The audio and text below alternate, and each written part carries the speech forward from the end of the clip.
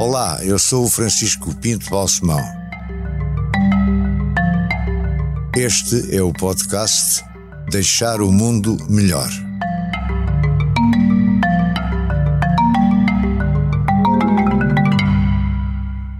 Henrique Monteiro, muito obrigado por estar aqui. É um grande prazer, nesta conversa, neste podcast que estamos a gravar, subordinado ao título geral Deixar o Mundo Melhor. Acha que é um título muito ambicioso? Não, quer dizer, depende do que nós consideramos melhor, em que aspectos é que o consideramos melhor. Eu penso que se for no plano do humanismo e da confiança entre os homens, da solidariedade entre... Quando digo homens, como sou antigo, quero dizer de ser humano, não quero dizer homens masculinos. Sim, mas já está com essa necessidade de explicar, está a ver? Pois é o que faz o politicamente correto, está a ver? Faz-nos a necessidade, quando a gente diz a solidariedade dos homens, dizer homens, seres humanos, inclui as mulheres e todas as variantes que possam existir. Nesse sentido, eu acho que é uma boa aspiração, e uma pessoa nunca consegue nada se não tiver a aspiração de conseguir. Quer dizer, é impossível realizar qualquer coisa se não houver um esforço e um desejo de a realizar. E, portanto, como isto é um desejo e um esforço também, é a única forma de podermos conseguir é lutar por isso. Então vamos lá analisar um pouco a sua vida e as suas várias... várias proezas, cometimentos, obras. Não tenho quase nenhum, mas... Tem muitos, tem. Não seja modesto. Você tem 66 anos. 65, ainda vou fazer 66 dia célebre. Num dia célebre, que é o dia 1 de setembro. Exatamente. Está a ver como sabe a data do meu aniversário. Comungamos no mesmo dia de anos. É uma coisa que muito me honra. Mais a mim. Uma vez que foi precursor. Sim. No seu currículo que vem na net, está muito sublinhado que nasceu na maternidade Abraão Ben Saúde. É verdade. É mesmo onde também nasceu António Costa. Essa maternidade tinha alguma distinção? É algo que... Tinha, quer dizer, eu nasci numa maternidade, nem sei qual era, mas Santa Isabel, acho eu, mas nunca ponho isso no meu currículo. Mas eu também não tenho no meu currículo isso. Eu acho que é numa coisa que aparece, como é que se chama, no Wikipedia. Sim, e que eu não controlo. E porquê é que aparecerá com este destaque? Não sei. Tem alguma razão? Não, quer dizer, há uma coisa que é engraçada, talvez não saiba. Os nascidos, pelo menos, na maternidade da Abraão Ben Saúde, pelo menos no meu caso, estão na altura em que eu nasci, aquilo era freguesia de São Sebastião da Pedreira, depois passou a ser freguesia de Nossa Senhora de Fátima e agora é freguesia das Avenidas Novas. Já mudou de freguesia três vezes. Não, mas a gente continua sempre a pôr nascido em São Sebastião da Pedreira, que foi onde nasceu. Sim. Agora, no meu caso, eu a primeira vez que pedi um registro de nascimento, narrativa completa, aquela coisa atrapalhada toda, nunca mais davam comigo. A senhora chegou a perguntar-me se eu tinha a certeza de ter nascido, eu disse que sim. E se era naquele dia, eu disse sim. E se era filho daquelas pessoas, eu disse sim.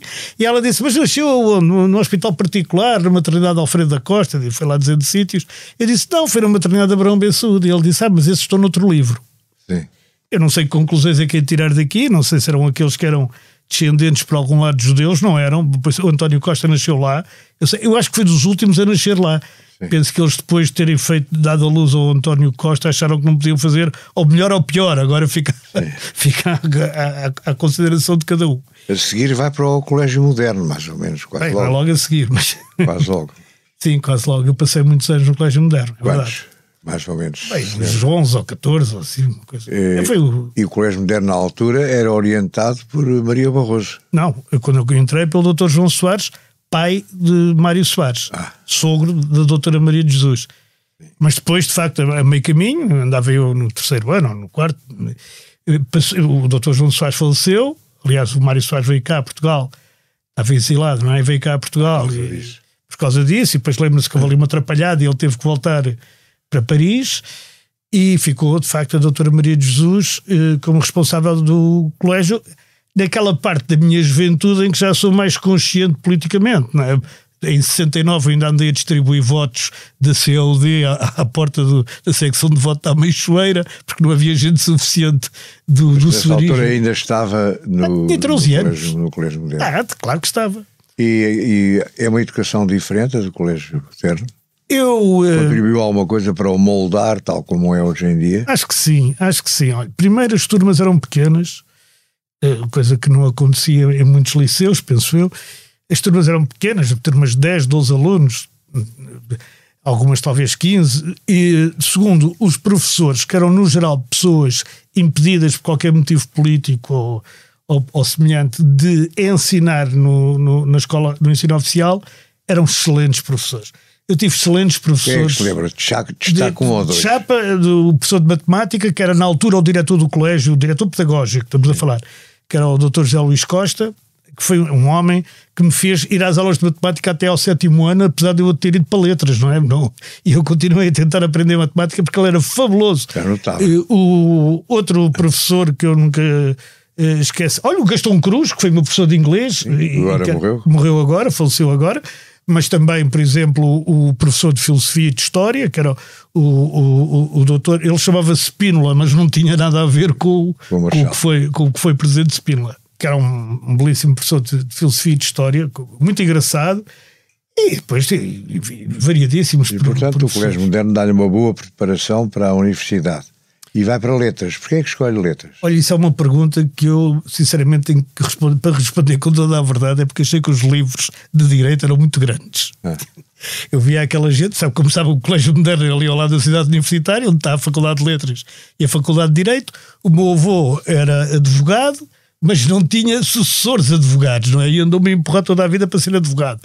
E eu, quando comecei a ver aqueles calhamaços, pensei que ia para letras. E quando comuniquei a decisão ao meu avô, ao meu pai, à família, o meu avô teve uma saída que é de facto extraordinária, que disse: letras, filho, duas coisas. No meu tempo era a única faculdade em que se entrava a descer. E em segundo lugar, se ao menos fosses para económicas como o teu pai, eu gosto deste ao menos, porque eu mais tarde fui feito ex-aluno honorário do Instituto Superior de Economia e Gestão. Sim. E quando recebi das mãos do nosso comum amigo Luís Alves Costa, que era o presidente dos alumni, quando recebi o diploma, eu disse-lhe, contei esta história, olha, quando fui para letras, o meu pai disse, somente fosses para económicas, como o teu pai. E gostou de estar em letras? Valeu a pena? Sabe que eu tenho uma relação com o meu curso que é bastante difícil. Dizia, como o outro dizia, tinha relação com o alemão, quer dizer, eu compreendo, mas não o domino. E a questão é que eu entrei e aquilo era o 25 de Abril, não é? Era como é que se chama? O PREC, o Processo Revolucionário em Curso. Portanto, eu acho que fiz mais RGAs, ENDAs, RIAs, Assembleias de Departamento de História e coisas do que propriamente ter estudado. Não ia às aulas também? Não havia aulas? Eu passei, e tinha muitas. Eu tinha o cuidado de escolher cadeiras que não tinham professor atribuído, na esperança de chegar ao fim do ano e ele nunca ter sido atribuído, e a gente passava com passagem administrativa. Ora, portanto, eu escolhi muitas. Em algumas, olha, tive azar, por exemplo, eu tive que tirar a história da África Negra porque apareceu a professora Isabel Castro Henriques e eu depois tive que me instalar, digamos, na aula. Mas também tive professores muito, muito interessantes. O António José Saraiva, por exemplo, que era um professor que era diferente, digamos, para não usar outros termos. Era diferente. E ele dava introdução aos estudos literários, que para a história era um banco, era uma opcional, não é? Tive o Cláudio Torres, que foi aqui para a minha pessoa e fez aquele trabalho todo meritório em Mértola, que também é um excelente professor. Enfim, tive outros que já faleceram, naturalmente, mas que ainda tive aulas com eles, e tive professores horríveis, tive professores que eu achava que eles deviam ter o curso completo daquilo que estavam a ensinar, porque eram pessoas metidas assim por assembleia, não é? Os alunos reuniam-se e diziam, está aqui o professor não sei quê, que veio de não sei de onde, da Sorbonne, que a gente sabia lá se ele tinha, que alguns tinham vindo, como aquele primeiro-ministro que a gente teve, que agora não me lembro o nome, tinham vindo da Sorbonne e tal. E eu também, pronto, depois ele ia dar aulas, sei lá, de economia política. Eu lembro-me de ter o exame de economia política com um determinado professor, que ainda aí anda. Não pode identificá-lo. Posso, era o Zaluar Nunes Basílio, mas não interessa. E ele diz, descreva-me a lei da baixa tendencial da taxa de lucro. E eu disse assim, o professor, não me lixe. E passei à mesma, portanto, era um bocado de balda. Portanto, foi um curso um bocado à balda. Foi um bocado à balda, que só foi terminado por... Nunca chumou. Chumbei, então não chumbei, por amor de Deus. Mas perdeu um ano? Perdi vários, quer dizer, eu sou estudante de longo curso, ou seja, eu nunca chumbei no sentido em que eu era esperto e, portanto, anulava a matrícula antes de chumbar, não é? E, portanto, com a matrícula anulada, não se chumba. Portanto, desse aspecto, eu chumbei. Então, quantos anos andou nisso? Uns 8. E, entretanto... Mas entretanto já trabalhava também. Mas, entretanto, apareceu um jornal chamado Voz do Povo. Mas ele já existia, esse jornal. Sim, que era ligado ao UDP, não era? Quando me convidaram para ir para lá já não era. Tinha acabado de fazer uma cisão, aquelas cisões inúmeras do esquerdismo, não é? Sim. Com o UDP, e portanto estava fora do âmbito do UDP. O Henrique naquela altura era extrema-esquerda. Tinha sido, já não era bem. Ah não? Porquê? Porque... O que é que me fez mudar? O que me fez mudar foi muitas coisas. Primeiro, nós antes de 25 de Abril éramos quase todos esquerdistas, porque éramos contra a guerra colonial, basicamente éramos contra a guerra colonial. Em segundo lugar, o Partido Comunista, que era outra hipótese sempre, não é? De extrema esquerda, ou de esquerda muito radical. O Partido Comunista defendia que se devia ir para a tropa, devia ir para as Forças Armadas e depois, nas Forças Armadas, doutrinar os outros militares. Se calhar tinham razão, porque o 25 de Abril, de alguma forma, também se pode ver a isso. Mas nós éramos mais a favor da deserção pura e simples, quer dizer, não ir fugir, não ir à tropa, nem sequer lá pôr os pés. E o certo é que eu, em 1974, mas antes de 25 de Abril, tinha que dar o nome para a tropa e não dei. Portanto, já entrava, acho que na categoria dos refratários. Também é verdade, tinha tudo preparado para ir para Bruxelas estudar, porque então, a minha família era a favor. Sua ligação ao UDP ou Eu nunca tive uma ligação bem ao UDP, eu era do CMLP. Isto agora é muito difícil explicar, porque era a Organização Comunista Marxista-Leninista Portuguesa, que tinha como frente uma coisa chamada Frente Eleitoral Comunista Marxista-Leninista. Isso é quase impossível de destrinçar. É quase impossível. Agora, se me perguntar que divergências é que a gente tinha com o UDP, eu consigo dizer que acho que havia um problema sobre o inimigo mais perigoso e o inimigo principal. Mas eu também já não me lembro muito bem. No outro dia tive a oportunidade de estar nos anos do professor João Carlos Espada, onde estavam vários... Que era um dos membros do seu grupo mais íntimo. Não, ele é que era mais da CMLP, era outro grupo. Sim. Também estava o professor Nuno Crato, que era também de outro grupo e tal. Mas este jornal envolvia o Crato, envolvia Espada, Crato. Exatamente. O João Mesquita, o José Manuel Fernandes, exatamente, que é mais novo que eu. Éramos os dois mais novos. O João Mesquita, foi muitos anos presidente do sindicato. Quanto tempo é que durou este jornal? Não sei, porque eu acho que ele começou logo a seguir ao 25 de Abril. Quando eu entrei, ele já tinha vários anos e tinha rompido com a UDP. Portanto, eu quando entro, aquilo já não era da UDP. Mas ainda era... Boa parte destes nomes que acabámos de citar evoluiu rapidamente para a direita. Para a direita não, para a razoabilidade. Bem. Que é uma coisa diferente da direita, que eu não sei se alguns poderão ser de direita, também não há mal nenhum nisso, não é? Pois não estou a dizer que haja mal. Eu sei que não, também era demais. E sempre foi tão rápido essa evolução? Não foi assim tão rápida, não foi muito rápida. Nós em 76, com a morte de Mao Tse-tung, já ninguém se lembra, mas Mao Tse-tung, Mao Zedong, como se diz agora, era o grande líder dos esquerdistas maoístas cá em Portugal. Ele morre e o poder a seguir, que lhe sucede, a primeira coisa que faz é vingar-se dele e do bando dos quatro, entre os quais a mulher dele, não é? E apaga-os das fotografias e tal. E aquilo tudo a nós. Repare que nós tínhamos vivido em ditadura, não sabíamos nada. Depois apanhámos toda a fase do PREC, em que não sabíamos nada do que se passava noutros sítios, porque tudo o que se passava cá já era suficientemente confuso para nós nos entretermos.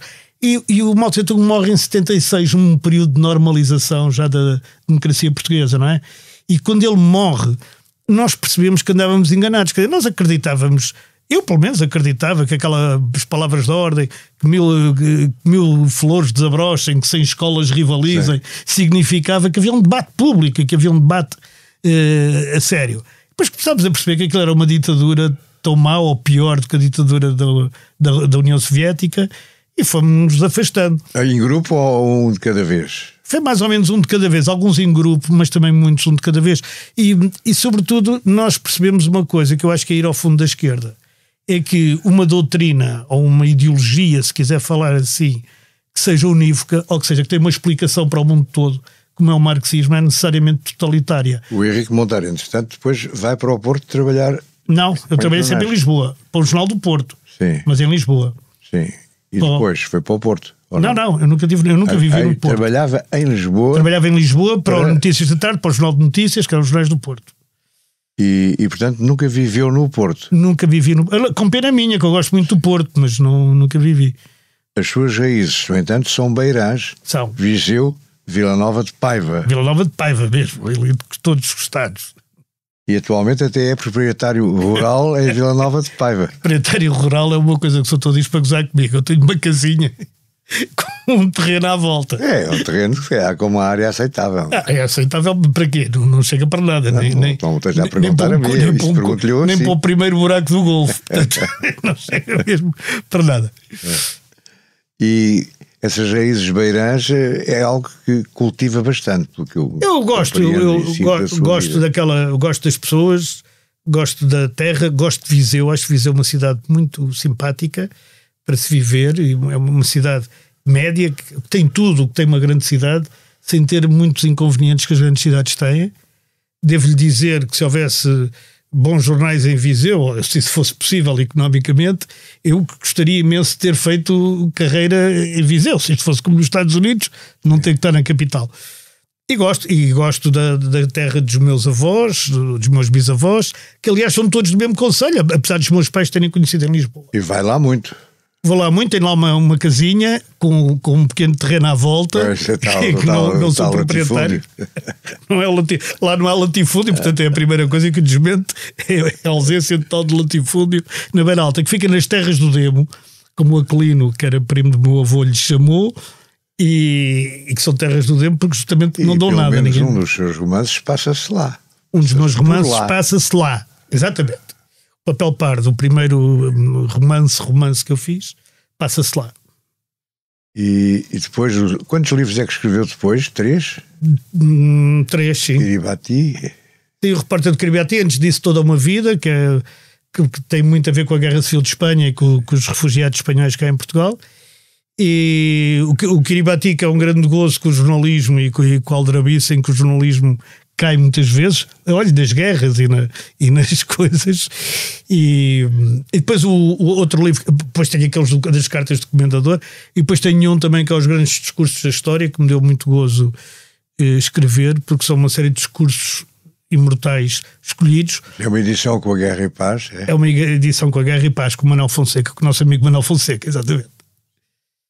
Mas voltando aos romances, é algo que de repente sente-se obrigado, inspirado, motivado, e enquanto não acabar não para? Eu não tenho, eu tenho vários romances na cabeça. Ou é uma coisa que demora? Não, eu tenho vários romances na cabeça e tenho para aí uns 5 começados. Mas depois fenece-me, como se dizia antes, falha-me a vontade de continuar e de acabar, e sobretudo tenho muitas outras coisas que fazer e portanto vou-me desorganizando. Mas depois pode haver um dia em que me dá na cabeça e em 3 semanas escrevo um romance. É claro que não é com aquela dimensão do José Rodrigues dos Santos, porque eu acho que aquilo já são tijolos, também não desfazendo da sua biografia, mas que são tijolos e que não têm interesse nenhum. Não é esse o meu... Eu quando escrevo, eu gosto de tentar, ou pelo menos pensar, que estou a deixar também o mundo melhor, ou pelo menos a explicar o mundo para que o mundo seja melhor. José Rodrigues Santos vende muito bem os livros. Pois, com certeza, e bom proveito lhe faça. Larga venda. Mas acho que ele faz muito bem, não tenho... Eu também. Não tenho nenhuma... Eu estou a dizer é que não gosto muito dos romances, daquele tipo de romance, não é uma coisa que me atraia. Mas vamos continuar com a sua carreira. Depois vai para o jornal. É verdade. Onde fica bastante tempo, não é? Não, quer dizer, fico para aí 7 anos. Acha pouco? Bem, comparado com os que tive no Expresso, há de concordar que isso não é nada. Gostou dessa experiência no jornal? Gostei também. Ele era uma espécie de cooperativa. Não era uma espécie, era mesmo, mas sim, não éramos todos cooperantes, ou seja, não éramos, eu não era. Eu era empregado por conta de cooperativa. Era empregado da cooperativa. Da cooperativa, eu e muitos, o Castanheira, o Garcia, o Rogério Rodrigues, muitos. Mas enfim, entre os cooperantes e os não cooperantes, fiz lá bons amigos, alguns vieram também para o Expresso. E gostou? Gostei. Foi para si um salto qualitativo na sua carreira jornalística. E não só na conta bancária, porque fui ganhar muito mais. e então, mas também foi aprendi. Há gente que o Francisco conheceu muito bem, que foram ótimos professores, o Carlos Cassos Monteiro, o Manuel Bessa Múrias, o Assis Pacheco, o Afonso Praça, o Zé Carlos Vasconcelos, que ainda se mantém no ativo como diretor do Jornal de Letras, e muito mais, que agora, além dos meus queridos amigos Rogério Rodrigues, que já faleceu, o Zé Pedro Castanheira e o João Garcia, que estiveram aqui no Expresso. E o Zé Pedro Castanheira e o João Garcia vêm consigo ao mesmo tempo. Ou venho eu com eles, porque eu entre 15 dias depois. Vem o Henrique com eles, vêm os três. Exatamente. Para o Expresso, quando se dá aquela saída em massa de pessoas do Expresso, esfiada pelo Vicente Jorge Silva, exatamente, que vão para o público. Exatamente. E aí entrou numa nova fase da sua vida, que felizmente ainda hoje se prolonga.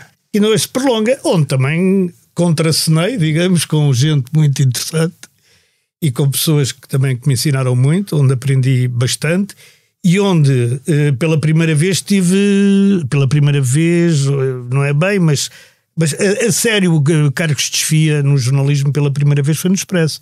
Também entrei no Expresso com 32 anos, eu sei que é uma coisa que não parece, porque ainda pareço muito novo, mas já lá vão 34 anos quase. E sempre com José Pedro Castanheira e João Garcia, os três juntos. Sim, eu convidaram-me. Depois, quando o José Pedro Castanheira é presidente do Sindicato Jornalista, eu também sou da direção. O Henrique Monteiro ajuda, também faz parte da direção. Há aqui uma ligação muito interessante que se mantém. É curioso. Eu sou testemunha disso e com muito prazer.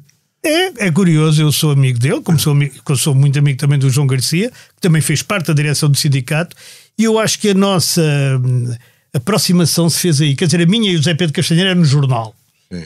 Também. E é também no Colégio Moderno, mas já na segunda geração. Ele ia pôr o filho e eu ia pôr a filha. E portanto encontrávamos à porta do Colégio Moderno. Mas e depois que eu fui amigo dele até hoje, e do João Garcia também, embora o João Garcia tenha entrado no jornal uma fase já um ano só antes, ele só lá esteve um ano, portanto. Sim, está bem. Mas depois eles vieram para o Expresso e eu vim para o Expresso por causa deles. E o Henrique, ao fim de algum tempo de estar no Expresso, é nomeado, convidado para diretor do jornal em 2006. 2005. No dia de anos daquela senhora que nós conhecemos ambos muito bem, chamada Mónica Balsemão, 8 de abril de 2005. 2005. É a substituição de José António Saraiva. Não. Não, estamos a falar de coisas diferentes. Eu desculpe. Entrei em 95 para a direção do Expresso. Sim, para a direção, mas para diretor... Para diretor em 2006, tem toda a razão. Já, bom. Pois, tem razão. Aliás, faz que foi o Soutor que me nomeou. Então eu tinha aqui a minha data certa, você anda aqui. Não, é que eu percebi para a direção e não para diretor. Ora bem, foi em 2006 em substituição de José António Saraiva, do qual tinha sido e foi difícil substituir Saraiva? Quer dizer, substituí-lo a ele não foi substituir os métodos dele e as formas de fazer dele e o workflow, ou digamos o fluxo de trabalho que ele impunha na redação, foi bastante difícil, porque as pessoas estavam habituadas a um estilo em que ele esteve aqui, acho eu, por 20 anos. O estilo dele era o estilo de ter um gabinete, ser difícil entrar no gabinete dele, não para mim talvez, que era da direção, mas para a maior parte dos jornalistas. Era um estilo em que as pessoas estavam todas muito espartilhadas, era um estilo em que não havia verdadeiramente planificação, aquilo era o que chegava, era um sistema de caçador-recoletor, como ele lhe chamava. As pessoas apanhavam umas notícias, depois juntava-se tudo num molho, mas não era nada planificado, não era nada discutido, não era nada... aliás, eu quando entrei para o Expresso ainda se discutia a edição em plenário de redação, porque éramos só para aí 20 e tal ou 30. Depois aquilo começou a encher muito também, com colaboradores e com isto e com aquilo. A falar da reunião de segunda-feira. Sim, em que eram só jornalistas a discutir o jornal, não é? À segunda-feira. Foi uma coisa que eu instituí como diretor do Expresso. Bem sei, mas que ainda persistia. Ensinar o Padre Nosso ao Vigário. Não, mas ainda persistia quando ele foi diretor. Mas depois o Expresso ficou enorme, era impossível fazer reuniões assim. E depois, quer dizer, ele tinha um estilo em que havia uma parte em que ele controlava tudo e outra parte em que ele não queria saber de nada. Isto é na minha análise, sem querer estar a ser injusto, porque naturalmente ele há de ter... E o seu período como diretor foi longo, relativamente longo. 5 anos. Sim, 5 anos. foi uma fase muito interessante e importante do Expresso, a mudança de formato, por exemplo. Exatamente. E o ato de coragem que naquela altura isso representou. Era, e a Vitória, que representou também. Na altura era, e acho que aí... Tens saudades desse tempo? Eu não tenho saudades de ser diretor, tenho saudades desse tempo, que é uma coisa diferente. Por exemplo, tenho saudades da gente estar a discutir quando é que mudávamos o formato. E do seu amigo, e meu também, se posso dizer, Luís Vasconcelos, sim, ter dado um murro na mesa e dizer assim: mas a gente está aqui à procura de quê? É de nos antecipar ao sol, que era o tal jornal que nos ia derrotar para sempre e de demonstrar a inutilidade do Expresso. O que não aconteceu. Não, aliás, não aconteceu com nenhum, nem com o Sol, nem com o Independente, nem com o Semanário, nem com nenhum. E ele dar aquela... Sim, e a gente sentir aquela necessidade, aquela história da gente ir lá para cima, para o topo deste edifício, ali do outro lado. Não, no topo do edifício do outro lado. E ser o Francisco que carrega, aquilo já era um sistema integrado de edição, e carrega no botão para aquilo começarem as máquinas lá. Depois tivemos um problema terrível com as máquinas de imprimir, como se deve lembrar, não é?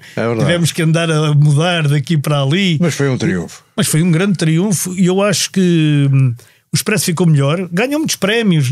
Acho que a contratação de um diretor de arte como o Marco Crieco, que ainda é o atual diretor de arte, foi um passo importante também na profissionalização, se quiser, não sei como é que é dizer isto, porque antes dele estava o Mestre Ribeiro, que também era um grande homem, que ainda hoje ele telefona, mandamos sempre os cumprimentos. Bom, mas nós temos de andar para a frente. Com certeza. Depois saiu porque quis e saiu porque entrou num novo capítulo da sua vida. É verdade.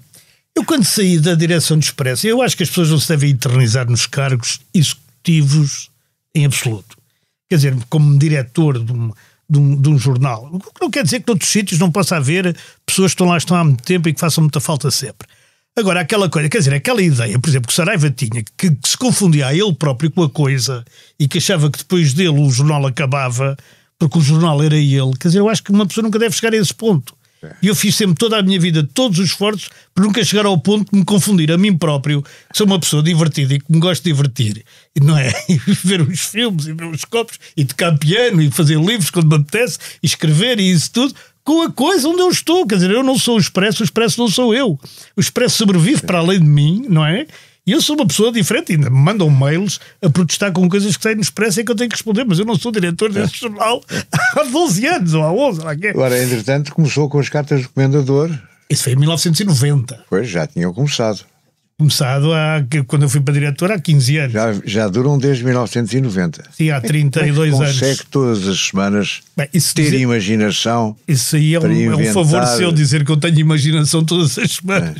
Eu acho que algumas me falta completamente imaginação. Não, seja modesto. Não é uma questão de modéstia. Quer dizer, há dias fracos e outros fortes. Eu ainda no outro dia vi um programa do Ricardo Araújo Pereira na SIC, aliás, que ele faz os programas, é natural. E no impulso mandei-lhe um SMS para dizer que ele tinha feito um programa fantástico. Isto não quer dizer que os outros não sejam bons, mas quer dizer, há dias bons, há dias melhores que outros, e ele obviamente é uma pessoa com um talento e com uma cultura fantástica, e queria aqui deixar até publicamente esta minha apreciação do Ricardo Araújo Pereira. Agora, na verdade, eu acho que antes de eu começar a fazer as cartas de recomendador, o humor no jornal era muito irregular e era quase tudo cartoon. Assim, o humor literário ou escrito. Era o António, então, e aquilo era muito irregular. E depois eu comecei a fazer aquilo. Ao princípio, até o Francisco Belar, de vez em quando também fazia, depois comecei a ser só eu, basicamente. Basicamente, não, sempre.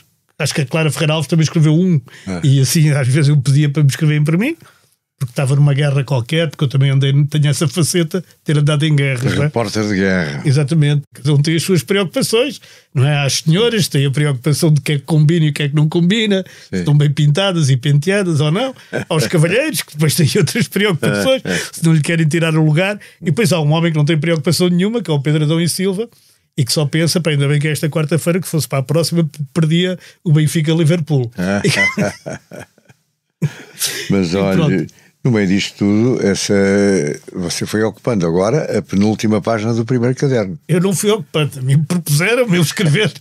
Quer dizer, essa ideia do fui ocupando apreciativo e elogiativo. Parece que fui eu. Por mérito próprio. Bom, pois espero que sim, porque eu de facto não fiz nada para ocupar. Eu, como sabe, até tivemos várias discussões sobre onde é que eu devia ter a minha crónica quando eu era diretor, lembra-se disso? Exato. E eu nunca me importei muito onde é que era a crónica, porque eu interessa-me muito mais o conteúdo do que o continente, não é? E a substância do que a forma. E portanto isto até pode ser, se quiser, quer dizer, imodesto, uma pessoa dizer assim, não, eu tanto me faz, eu escrevo em qualquer sítio, porque aquilo que eu escrevo é sempre uma coisa extraordinária. Mas não é isso, quer dizer, eu acho que podia estar ali ou noutro sítio.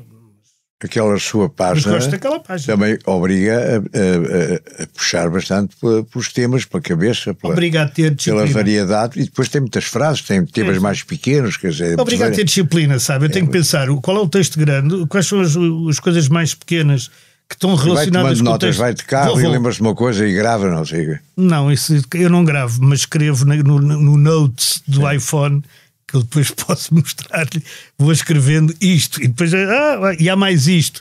E parece que o não sei quantos teve uma frase sobre esta matéria, vou à procura da frase. Há um livro que eu uma vez vi, por acaso comprei-o, sobre as leis gerais da estupidez humana, e lembro-me e depois comprei esse livro na Kobo, que é uma espécie de Amazon digital, e li-o em português e pronto, achei um livro interessantíssimo e recomendei. Porquê? Porque aquilo tinha a ver com o texto, quer dizer, portanto é uma coisa que sobretudo obriga a organização e a planeamento. E a maçonaria, que lugar é que tem na sua vida? A maçonaria tem um lugar espiritual. O Henrique é membro da maçonaria? Sou membro efetivo e ativo, porque de 15 em 15 dias tenho reuniões, pelo menos, né? 15 em 15 dias tenho reuniões. E para que é que lhe serve a maçonaria? Para me lembrar de várias coisas, para me lembrar a mim próprio. Sabe que os imperadores ou os generais romanos, quando tinham as vitórias, levavam um escravo ao lado a dizer-lhe aos ouvidos: olha que também és mortal. Olha que também és mortal. Eu acho que essa parte de ser mortal, da preparação da morte, de saber morrer, não é? Filosofar é aprender a morrer. Essa parte de aprender a morrer, a parte da ligação entre os homens, da cadeia de união, que é uma coisa muito maçónica, a cadeia de união universal entre todos os homens, não é?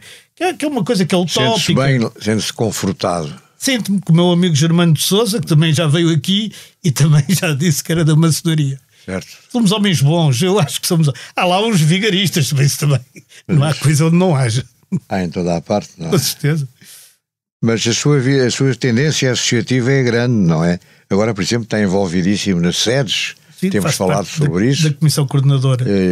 Exatamente. Foi de repente, praticamente, nunca o tinha visto em nada das sedes. Não, agora... foi praticamente de repente. Convidaram-me para fazer parte da Comissão Coordenadora e eu aceitei. É aquilo, como não é pago, não tenho retribuição nenhuma que não seja uma retribuição intelectual, e devo dizer que é muito grande. Conheci nas sedes e tenho conhecido agora, por exemplo, até pessoas generais, como o general João Vieira Borges, que ontem esteve na SIC Notícias, e que são pessoas fantásticas, que sabem imenso, e outros economistas. E então dedica-se mesmo. Quer dizer, mais do que me dedicar, ouço muito, não é? Tenho reuniões com eles e ouço o que eles têm a dizer. E gosta disso, gosta de estar ativo. Eu gosto de aprender, nem que sabe, não sei para quê. No outro dia o Nuno Crato deu a sua aula, a última aula, não é? Porque abandonou, fez 70 anos, e ele disse: eu gosto de aprender, mesmo que não saiba o que é que me serve aprender isto. E eu também sou assim. Eu gosto de aprender coisas. Não sei para que é que me serve, mas quer dizer, pode ser que nunca me sirva na vida. Era como eu estudei matemática até ao 7º ano sem precisar, porque não tinha exame de matemática para entrar em letras. Só para acabarmos, o piano, eu já o ouvi tocar piano, você toca piano muito bem, você toca piano por música, não é assim uma brincadeira de tirar umas músicas do ouvido. Bem, eu do ouvido, aliás, não sou muito bom. Faz parte também da sua vida. Faz, é verdade. É verdade. Reserva uma parte do seu tempo ao piano. O piano e a música. Eu trabalho sempre com música. E tocava, eu não posso dizer que toco agora, tocava piano todas as manhãs. E às vezes ao fim da tarde. Infelizmente agora, isto são coisas da idade, tenho uma coisa qualquer nos dedos, não sei como é que se chama. que guitarra, por exemplo, eu também tocava, mas isso era um complemento do piano, nunca aprendi formalmente. Guitarra deixei de poder tocar, porque a maneira como se põe as mãos é. Mas o piano difícil. Também? Não, o piano não, ainda consigo tocar, mas não consigo já tocar durante muito tempo. Eu podia estar a tocar 3 horas. E hoje compra pautas novas e toca músicas novas. Agora já não se compra. Ou é sempre a mesma coisa? Faz o download da internet. É sempre o mesmo repertório ou vai... Quer dizer, o repertório vai-se alterando, mas o repertório, quer dizer, eu tenho uma parte de repertório, digamos, é que eu tenho repertório, não tenho repertório. Mas quer dizer, eu muitas vezes estudo partituras que são quase todas clássicas. As que eu estudo, não é? Não me lembro de ter estudado uma. Algumas também não são clássicas, são bossa nova e são coisas assim. Mas, no geral, eu vou buscar isso à internet e algumas custam dinheiro, outras são de borla. Deixar o mundo melhor tem o patrocínio da Hyundai. Juntos avançamos para uma mobilidade mais sustentável. Porque o que move a Hyundai hoje é garantir um mundo melhor às gerações de amanhã. Hyundai. Mudamos o futuro.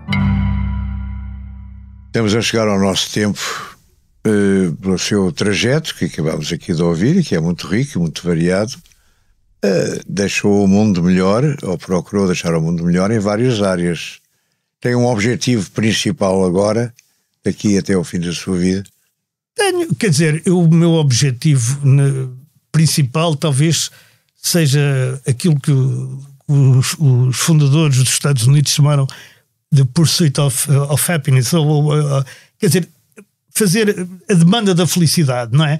E isso também passa por deixar o mundo melhor. Eu quero deixar o mundo melhor para as minhas filhas, para os meus netos, que também tenho um a caminho e alguns nascidos, e quero também lutar um pouco, se for possível,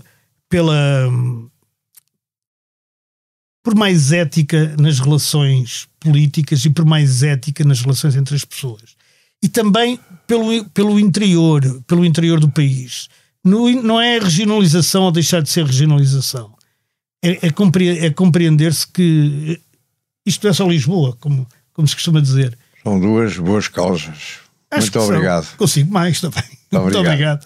Eu é que lhe agradeço porque também aprendi consigo. Não disse aqui para não criar o engulho de deixar falar depois. Fica dito em último lugar. Aprendi muito consigo e foi o patrão que eu sempre quis ter. Muito obrigado. Deixar o Mundo Melhor é um podcast de Francisco Pinto Balsemão com música original de Luís Tinoco. A sonoplastia de Joana Beleza e João Luís Amorim. O vídeo e a edição de José Seduvim Pinto, Carlos Paes e Ruben Tiago Pereira. Transcrição de Joana Henriques e apoio à edição de Manuela Goxa Soares. Imagem gráfica de Marco Grieco. Produção de Margarida Gil.